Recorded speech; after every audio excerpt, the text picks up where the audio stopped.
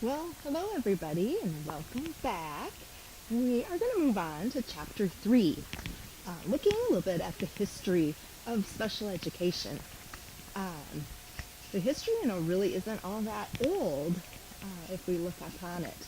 Um, but as we begin, let's look at a couple key people that are integral in teaching kids with students with disabilities. First of all, we look at who has been named the father of special education, Jean-Marc Gaspard Itard. He was a French physician. He actually had no university training and worked at a bank.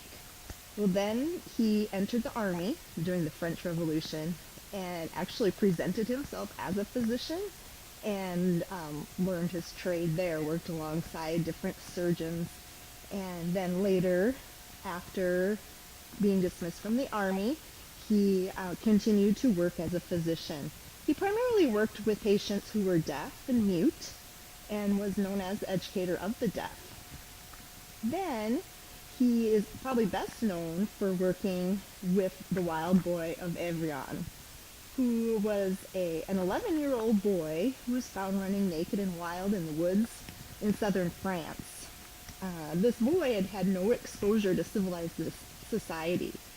So when he was found, many people said, "Oh, this child is unteachable. He, can't talk and can't do a lot of those developmental things that 11-year-olds should." Although Itard did not believe them. He felt like he could make a difference in this little boy's life. So he gave him a name, named him Victor, and began working with him. So he was one of those first people that created an individualized program, what we call today an IEP, for Victor. He eventually actually adopted Victor. He didn't make as much progress with him as he had hoped, but still made progress. Itard was also one of those first people to instruct children with those cognitive disabilities in kind of a scientific way. So you can see how he kind of led the way back in the late 1700s, 1800s for what we call special education today. Another person that is key in what special education is today is Annie Sullivan Macy. So back in the mid 1800s into the 1900s, she was an American teacher who was most famous for working with Helen Keller, who was a girl who was blind and deaf. So Annie herself has suffered from an eye disease called trachoma that eventually, in her life left her blind. There was a point in time where she attended in Boston the Perkins School for the Blind and then was able to get some treatment and some surgeries to improve her vision. But by the time she was older, she really was left blind from this condition. But through her time at the School for the Blind, she really learned a lot and kind of had that love for teaching. So the Helen Keller's family went to this school and was looking for someone who could teach their daughter. So they suggested Annie Sullivan for this job.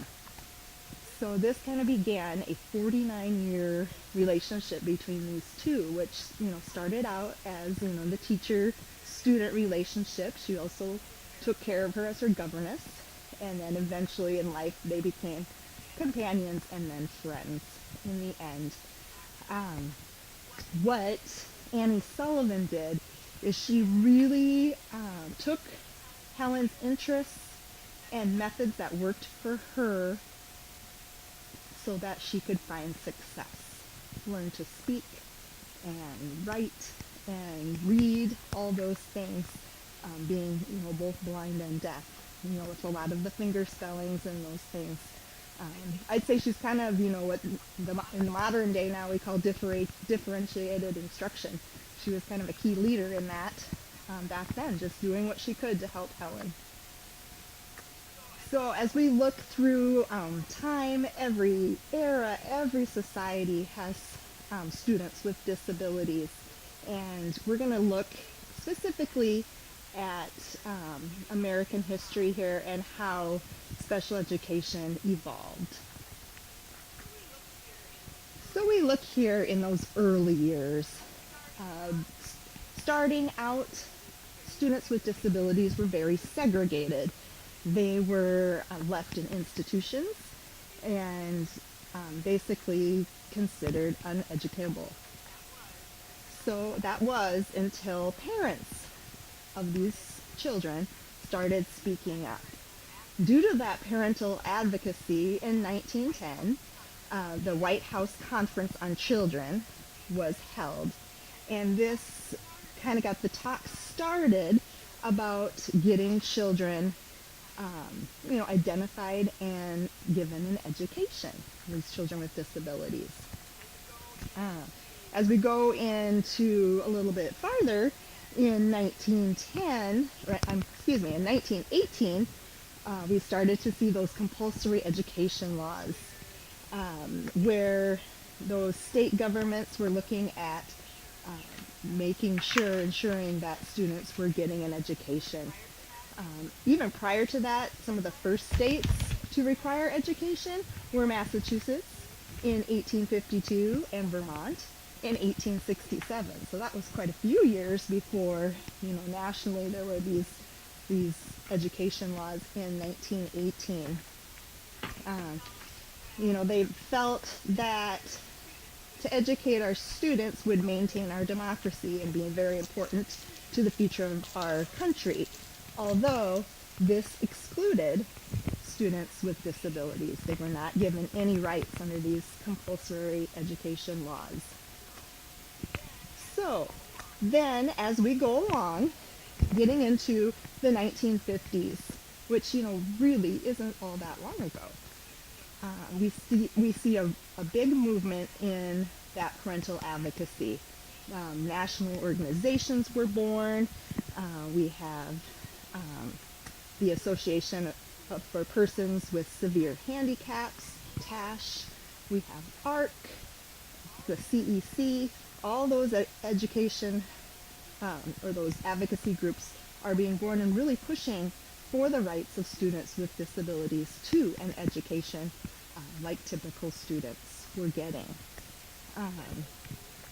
Then we move on to the civil rights movement, in that 50s and 60s, and we see this very landmark case of Brown versus the Board of Education. It really set the precedence for civil rights within school policies, and particularly students with disabilities, and as well as looking at race. That's probably what it's most popularly known for with the school in Georgia, I believe.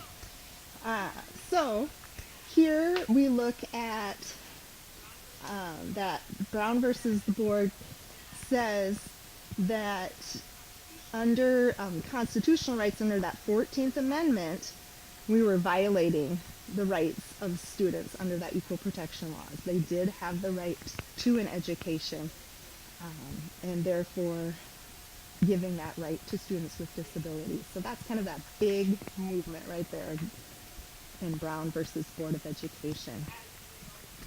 As with looking at chapter 1, you see you have that circle where we have the litigation and the legislation and so on. So now moving into the 1970s, we talked a little bit about these two cases in chapter 1. In 1972, we see where that parent advocacy is born in these court cases. So we have Park versus the Commonwealth of Pennsylvania and Mills versus the Board of Education of D.C. In that Park case, students with cognitive disabilities were given the same right of education as their non-disabled peers. And then in the Mills case, students could not be excluded from school without due process. So giving parents a process to go through to make sure and ensure that their rights are given to the students with disabilities. Following these two cases in the next 2.5 years, there were 46 more rights to education cases. So you can see how that circle gets things moving, people talking. And um, as we go through here now, um, let's look at some of those later years into the present. So now we're looking at 1965, when we start to get some federal involvement in education. Um, the Elementary and Secondary Education Act, ESEA, was signed by Lyndon Johnson. And it was the first time the federal government provided funds to states to educate in certain groups of students. So it really gave states that extra support and help to educate. The problem is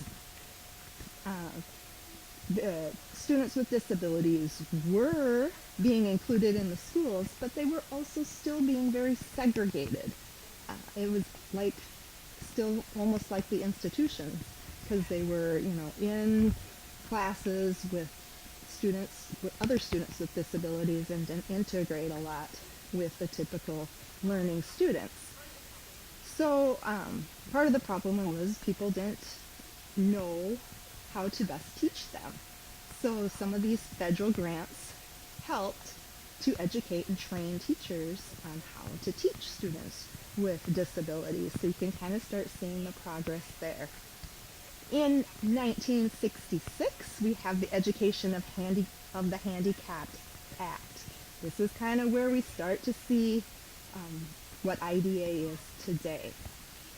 So this EHA replaced the amendment to the ESEA and provided grants to states for pilot projects and technical assistance centers, and kind of that first freestanding law for special education.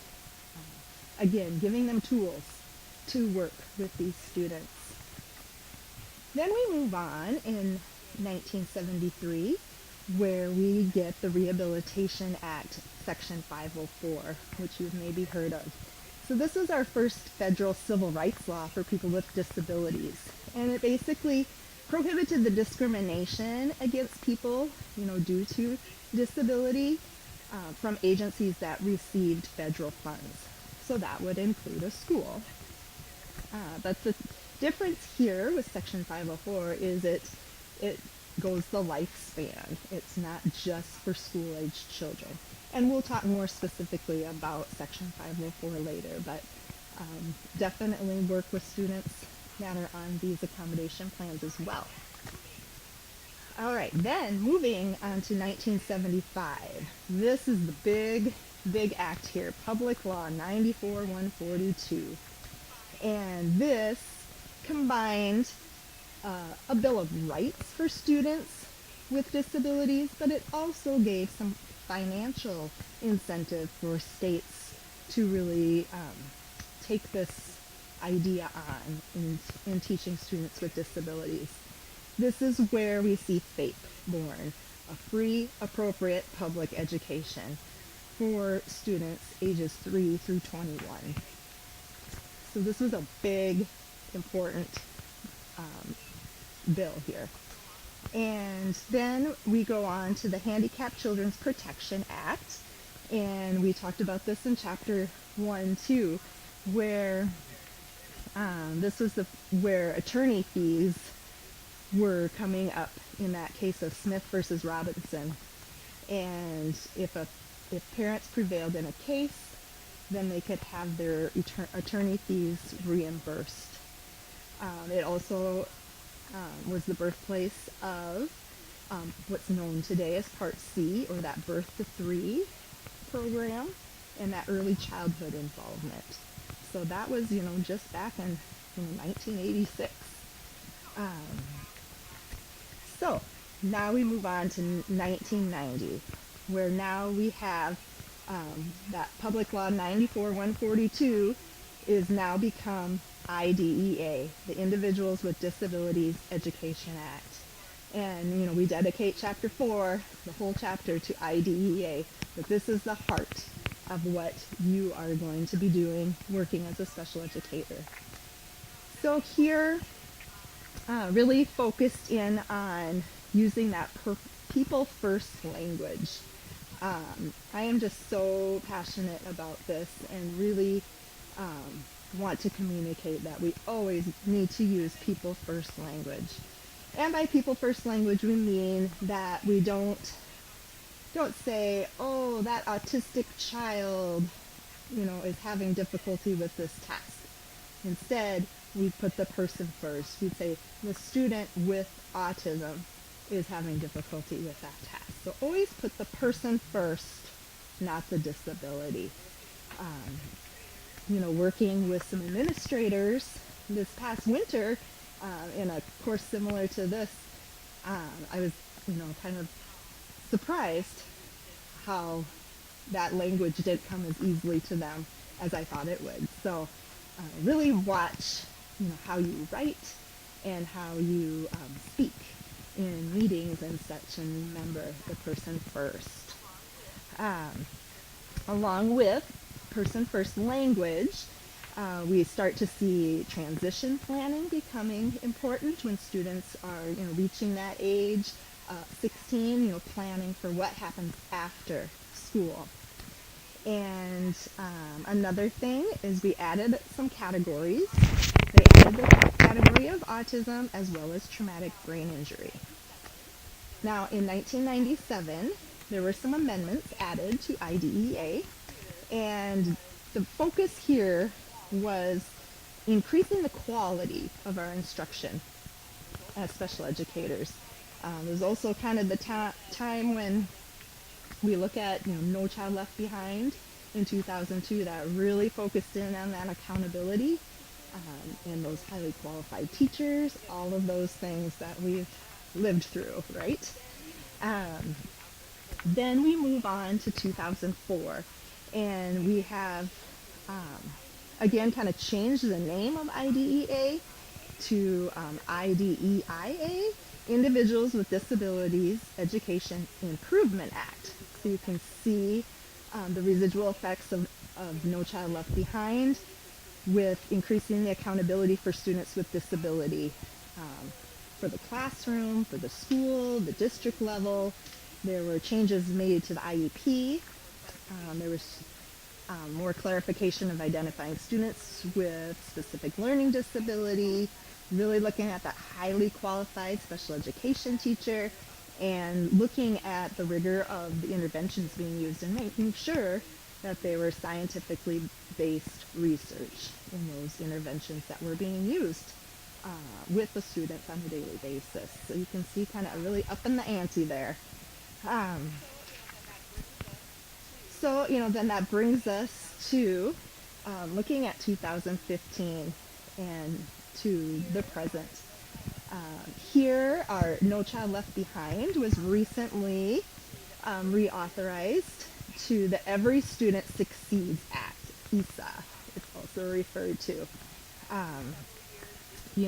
After several years, this is kind of the renaming of that Elementary Secondary Education Act back in 1965.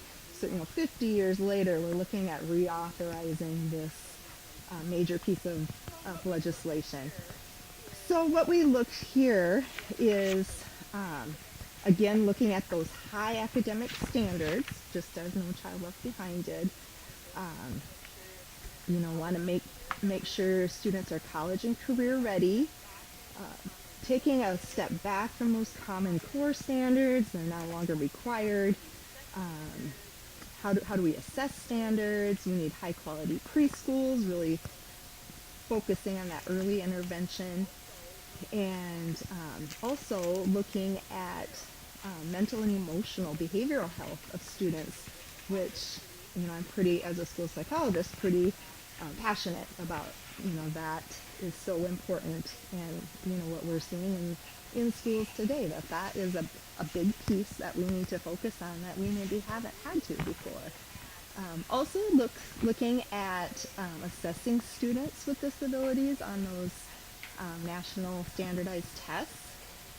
that only 1% of the students would take the alternate assessment. That's really started this last year, as well as looking at those English language learners and starting to, take those tests sooner, which is tough. But it also goes with more funding for school improvement and working on that school climate and safety. So, the tough part of that is it doesn't always come with a lot of funding. But, states needed to submit their plan to the federal government by last September. And so it's kind of just getting our feet wet in this, but to see how it will eventually play out.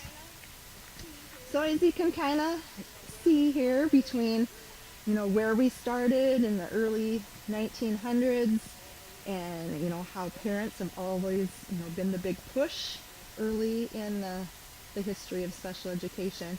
And then as we get more, court cases and legislation and how we keep improving and wanting to do better for students.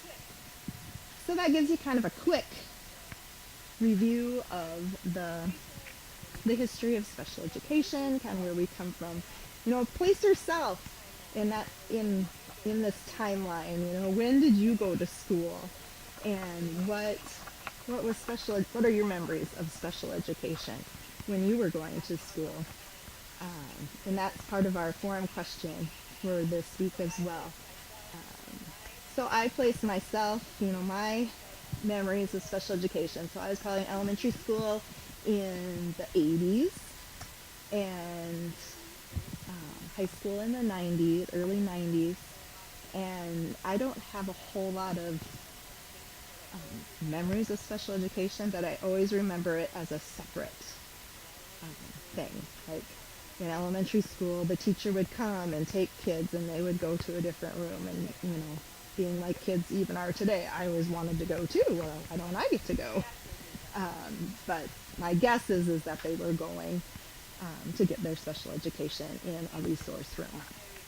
Now in high school, I remember there was this special room that students with more severe disabilities went to, and I believe, from my memory, it was called the LRE room, which, LRE stands for least restrictive environment. So, with it being a separate room, I'm not sure it was the least restrictive environment, but, that's kind of where we were at that time. That was, when IDEA was first being born. So, place yourself on this timeline, and what are your memories of special education as you went through school, and then how that compares to the history and how you can see how that fits together. So we will see you next, or I'll talk at you next, about IDEA. So thank you.